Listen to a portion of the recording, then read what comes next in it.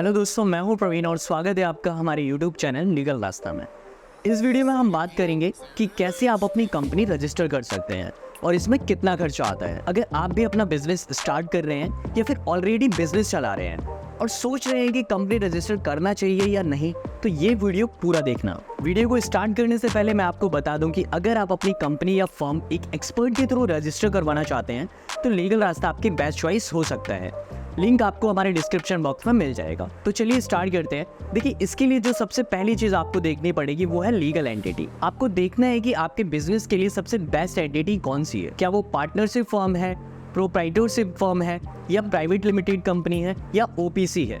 अगर आपकी legal entity से रिलेटेड इंफॉर्मेशन चाहिए तो आप डिस्क्रिप्शन में दिए गए लिंक पर क्लिक करके वो वीडियो देख सकते हैं, जिससे आपको पूरी इन्फॉर्मेशन पता चल जाएगी कि आपके बिजनेस के लिए कौन सी लीगल एंटिटी सबसे बेस्ट है।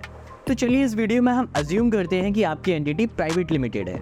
तो सबसे पहले तो हम इस चीज़ को जान लेते हैं कि इसके लिए क्या क्या डॉक्यूमेंट्स रिक्वायर्ड होते हैं। देखिए, इसके लिए सबसे पहले तो आपको 2 डायरेक्टर की ज़रूरत होती है। एक आप खुद और एक आप किसी और को भी बना सकते हैं। एंड इसके बाद आपके पास आपके ऑफिस का रजिस्टर्ड एड्रेस प्रूफ होना ज़रूरी है। तो अब क्वेश्चन ये आता है कि आप रजिस्ट्रेशन के लिए रेसिडेंटल एड्रेस का यूज़ कर सकते हैं। एंड इसका आंसर है यस। आप अपने रेसिडेंटल एड्रेस को भी एड्रेस प्रूफ के तौर पर दिखा सकते हैं। और इवन अगर आपकी प्रॉपर्टी रेंटल है तब भी रेंट एग्रीमेंट देके उसे as a address proof show कर सकते हैं। एंड थर्ड है बेसिक केवाईसी, यानी कि जो कंपनी के डायरेक्टर्स हैं उनका Aadhaar card, PAN card, photographs and उनका सिग्नेचर चाहिए होगा। तो ये कुछ पेपर वर्क्स होते हैं जो कि मैंडेटरी होते हैं। अब बात करते हैं कॉस्ट के बारे में कि इसके लिए कितनी कॉस्ट आती है। इस पर 2 कैटेगरी की कॉस्ट होती है। एक होता है फिक्स्ड एक्सपेंडिचर, जैसे कि आपको अपनी कंपनी के नेम को सिक्योर करना होगा, जिससे कि ये एंश्योर हो जाता है कि जिस नाम से आप अपनी कंपनी रजिस्टर्ड करना चाहते हैं उस नाम से कोई और कंपनी पहले से रजिस्टर्ड तो नहीं है। इसके लिए 1000 रुपीज़ की फीस लगती है, जो कि आपको एमसीए को देनी पड़ती है रिजर्व यूनिक नेम फॉर्म के लिए। अब इन केस जिस नाम के लिए आपने अप्लाई किया है वो नेम ऑलरेडी रजिस्टर्ड है तो आपको दोबारा अप्लाई करना होता है। इसके अलावा आपको स्टैम्प ड्यूटी के लिए स्टेट गवर्नमेंट को पेमेंट करनी होती है।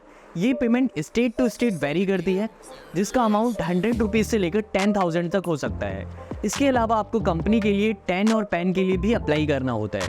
एंड इसके बाद डायरेक्टर के डिजिटल सिग्नेचर भी सबमिट करने होते हैं, जो कि आपको बाय करने पड़ेंगे और इसकी कॉस्ट 1000 के अराउंड होती है। तो अगर हम सभी चार्जेस की बात करें तो अप्रॉक्स 10,000 से लेकर 15,000 के अमाउंट में आप अपनी कंपनी को रजिस्टर करवा सकते हैं।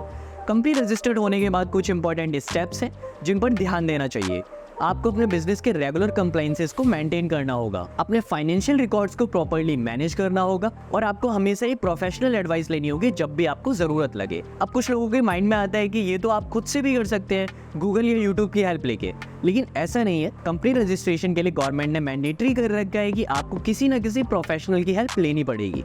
तो अगर आप अपनी कंपनी रजिस्टर करवाना चाहते हैं और उसके लिए एक एक्सपर्ट की एडवाइस लेना चाहते हैं तो लीगल रास्ता आपकी बेस्ट चॉइस हो सकता है। हमसे कांटेक्ट करने के लिए आप हमारी वेबसाइट www.legalrasta.com पर जा सकते हैं या फिर आप 8750085885 पर कॉल करके भी हमारे एक्सपर्ट से बात कर सकते हैं। अगर ये वीडियो आपको अच्छी लगी तो प्लीज हमारी वीडियो को लाइक करें और साथ ही लीगल रास्ता को सब्सक्राइब कर लें।